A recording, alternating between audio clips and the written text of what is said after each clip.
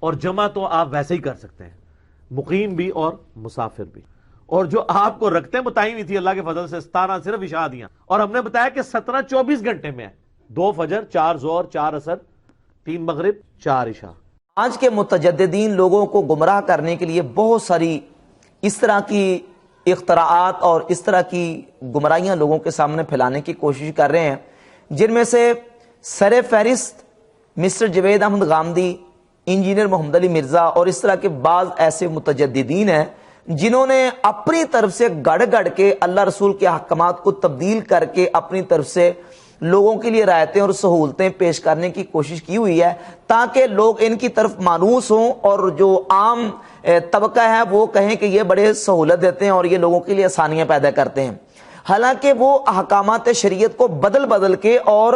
روایات اور احادیث کا مطلب اور مفہوم بگاڑ کے لوگوں کے سامنے پیش کر رہے ہیں. جس طرح مسٹر جوید احمد غامدی نے آج کل فتویٰ دے دیا کہ آن لائن جماعت کروائی جائے، اور انجینئر محمد علی مرزا نے روافظ کی طرح یہ بڑا ڈنڈورا پیٹا ہوا ہے کہ 2 نمازیں ظہرین اور مغربین دونوں اکٹھی پڑھی جائیں. اور ایک اور بندے سے کل ہی میں نے بات سنی، وہ کہتے ہیں جی نبی علیہ الصلوۃ والسلام نے خندق کے موقع پر 4 نمازیں اکٹھی پڑھی تھی، تو مجبوری کے موقع پر 4 نمازیں اکٹھی کر سکتے ہیں. تو اس طرح کے جو لوگ ہیں دین کو بگاڑتے ہوئے اپنی طرف سے لوگوں کے لیے ریلیکسیشن اور سہولتیں اور رخصتیں گڑ کے پیش کرنے کی کوشش کر کے لوگوں کو گمراہ کر رہے ہیں. تو ایسی صورتحال میں ایک مسلمان کو حقیقت کو سمجھنا چاہیے کہ جو سنت کی اہمیت اور فضیلت ہے رسول پاک صلی اللہ علیہ وسلم نے کس انداز سے بیان کی، اس کو سمجھیں. اب اس سلسلے میں مرزا نے یہ بات بھی کی ہے جو آج ہم نے جس کو بیان کرنا ہے، کہ مرزا صاحب کہتے ہیں جی دیکھیں صرف دن اور رات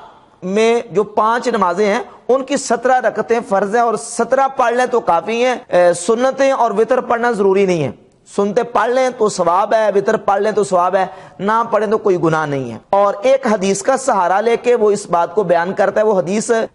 کتب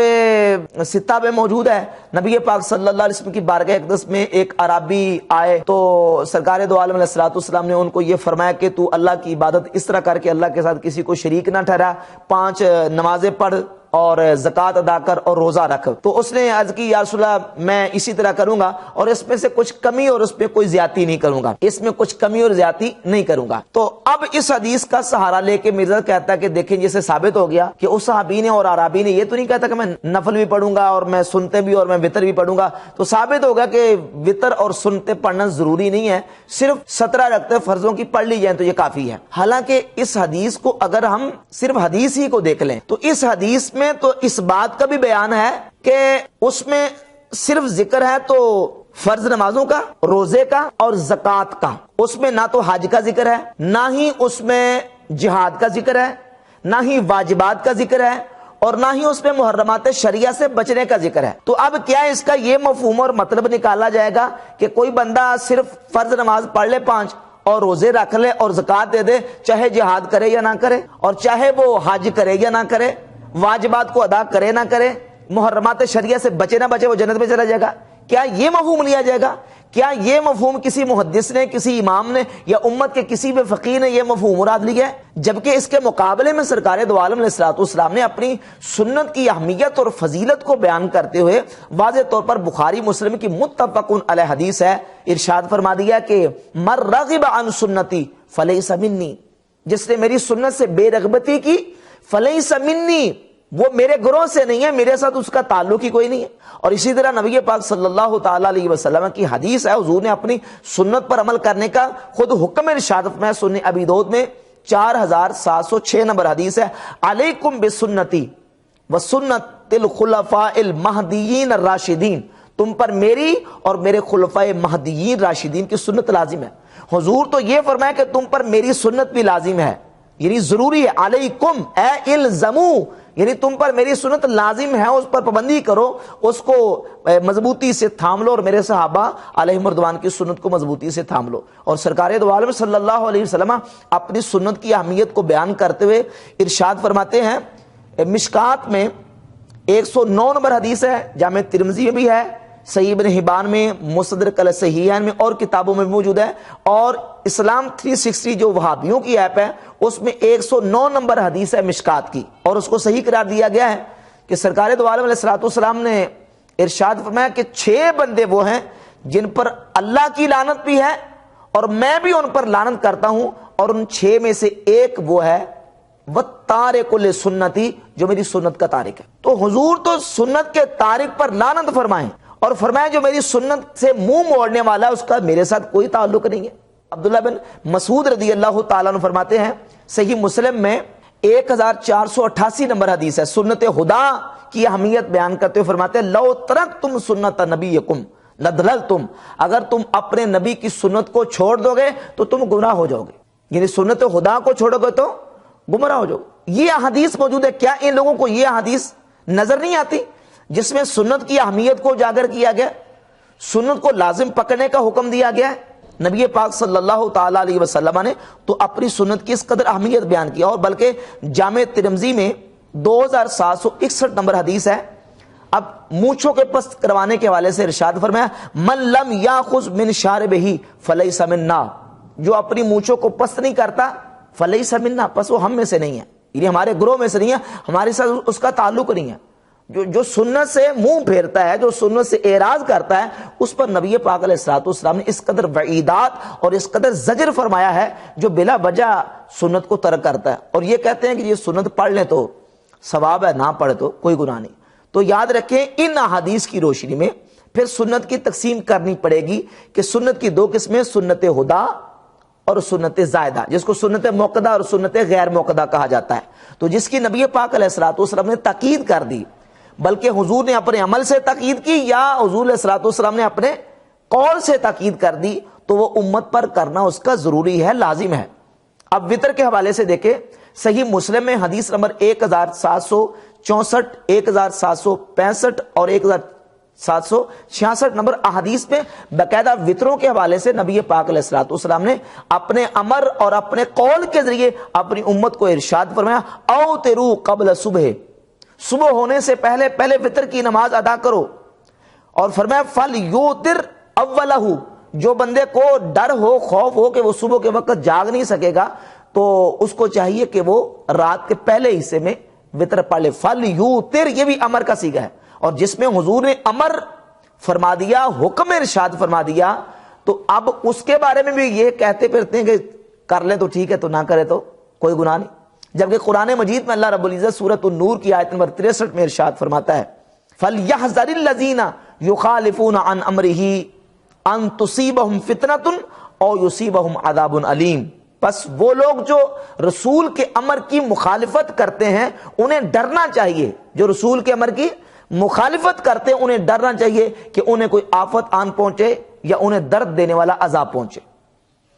تو جو رسول کے امر کی مخالفت کرے گا اسے آفتیں پہنچے گی، اسے درد دینے والا عذاب پہنچے گا، اور یہ کہتے ہیں ٹھیک ہے رسول کے امر کی چاہے موافقت کرو چاہے مخالفت کرو۔ تو نبی پاک صلی اللہ تعالی علیہ وسلم نے جو سنتیں، جو سنت خدا، سنت موقدہ اور سنت متوارثہ امت کے لیے چھوڑی ہیں، ان پر امت کے لیے عمل کرنا لازم ہے، اگرچہ اس میں کوئی شک نہیں ہے کہ فرضوں کی اہمیت سب سے بڑھ کر ہے، پھر فرضوں کے بعد وطر کی یعنی جو واجب ہے اس کی اہمیت ہے، اور اس کے بعد سنت موقدہ اس کی اہمیت ہے، لیکن اس کا یہ مطلب نکالنا کہ صرف فرضی پڑھے جائیں اور وطر اور سنتیں جو ہے نا وہ دل کرے تو پڑھے تو دل کرے نہ پڑھے، یہ اپنی طرف سے ایک لوگوں کو گڑھ کے مسئلہ بیان کرنے والی صورت ہے، احادیث اس کی اجازت نہیں دیتی۔ باقی رہی اس اعرابی کا واقعہ جو نبی پاک علیہ الصلوۃ والسلام کی بارگاہ اقدس میں آئے تھے، تو سرکار دو عالم صلی اللہ علیہ وسلم نے ان کو جو ان چیزوں کی کا حکم دیا ہے ان کے مطابق حکم دیا، یہ حضور کا اختیار تھا، نبی پاک علیہ الصلوۃ والسلام نے اپنے اختیار کو استعمال کرتے ہوئے ان کا اتنا عمل ہی کافی سمجھا۔ جس طرح سنن ابی داؤد میں حدیث ہے 428 نمبر اور 427 نمبر جو ہمارے پاس مکتبۃ المعارف الریاض سے ناصر الدین البانی کی تحقیق کے ساتھ سنن ابی داؤد شائع ہے، اس میں 427 نمبر ہے، اور وہابیوں کی جو ایپ ہے اسلام 360 اس میں 428 نمبر ہے۔ حدیث موجود ہے کہ سرکار دو عالم علیہ السلام کی بارگاہ میں ایک شخص آیا تو حضور علیہ الصلوۃ والسلام نے ان کو حکم دیا کہ تم 5 نمازوں کی حفاظت کرو، تو انہوں نے عرض کی یا رسول اللہ ان 5 نمازوں کے وقت تو میں مصروف ہوتا ہوں، تو مرنی بامر، ایسا مجھے حکم بتا دیجئے، ایسا امر بتا دیجئے، اذا انا فعلتہ اجزانی، کہ وہ عمل میں کر لوں تو میری طرف سے وہ مجھے کافی ہو جائے، مجھے ایسا جامع عمل بتا دیجئے۔ تو نبی پاک علیہ الصلوۃ والسلام نے فرمایا حافظ علی العصرین، تو عصرین یعنی فجر اور عصر کی نماز کی حفاظت کر لیا کر۔ اب اس سے کوئی یہ مطلب نکال لے کہ یہ امت کے لیے حکم عام ہو گیا کہ جو بندہ مصروف ہوتا ہے اور جو بندہ کاروباری یا کام کاج والا ہے وہ صرف فجر کی اور عصر کی نماز پڑھ لے، باقی اس کو معاف ہے۔ کیونکہ نبی علیہ الصلوۃ والسلام کی بارگاہ میں ایک شخص آئے تو حضور نے انہیں یہی کہا تھا کہ تو صرف 2 نمازیں ان کی حفاظت کر لیا کر، محافظت کر لیا کر۔ تو جس طرح یہاں سے یہ مطلب کشید کر کے امت کے لیے یہ حکم جاری کرنا باطل ہے، اسی طرح اس روایت سے یہ مطلب کشید کر کے امت کے لیے اس حکم کو جاری کرنا یہ درست نہیں ہے۔ اور پھر اس حدیث کا مفہوم اور مطلب بیان کرتے ہوئے امام بدر الدین عینی اپنی کتاب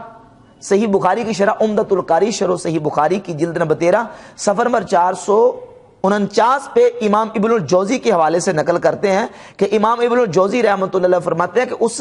شخص نے یہ کہا تھا کہ میں اس میں زیادتی نہیں کروں گا، کمی نہیں کروں گا، اس کا مفہوم کیا ہے؟ امام ابن الجوزی کہتے ہیں قال ابن الجوزی لا ازید فی الفرائض ولا انقص کما فعل اہل الکتاب، کہ یا رسول اللہ جو فرائض آپ نے مجھے بتائے ہیں ان فرائض میں نہ تو میں کوئی کمی کروں گا اور نہ ہی کوئی زیادتی کروں گا۔ جس طرح اہل کتاب اپنی طرف سے کچھ چیزوں کو فرض کر لیتے تھے اور کچھ جو فرض تھے ان کو چھوڑ دیتے تھے، اس طرح میں نہیں کروں گا۔ جو فرض آپ نے بتائے ہیں میں ان فرضوں کو اسی طریقے سے لا کر اپنی قوم تک یہ پیغام پہنچاؤں گا، اپنی طرف سے کوئی کمی زیادتی نہیں کروں گا۔ یہ مفہوم ہے جو محدثین پیش کر رہے ہیں۔ اب دوغلا پالیسی مرزا کی یہ دیکھیں کہ ایک طرف تو لوگوں کو یہ کہتا ہے کہ سنتیں پڑھ لیں تو ثواب ہے، نہ پڑھے تو کوئی گناہ نہیں۔ وہ سنتیں جن کی فضیلت باقاعدہ احادیث میں موجود ہے، نبی پاک صلی اللہ تعالی علیہ وسلم نے جن کی فضیلت پر جنت میں گھر کی خوشخبریاں اپنے امتیوں کو عطا فرمائیں کہ جو دن اور رات میں 12 رکعت سنت ادا کرتا ہے، تو سرکار دو عالم علیہ الصلوۃ والسلام کی حدیث ہے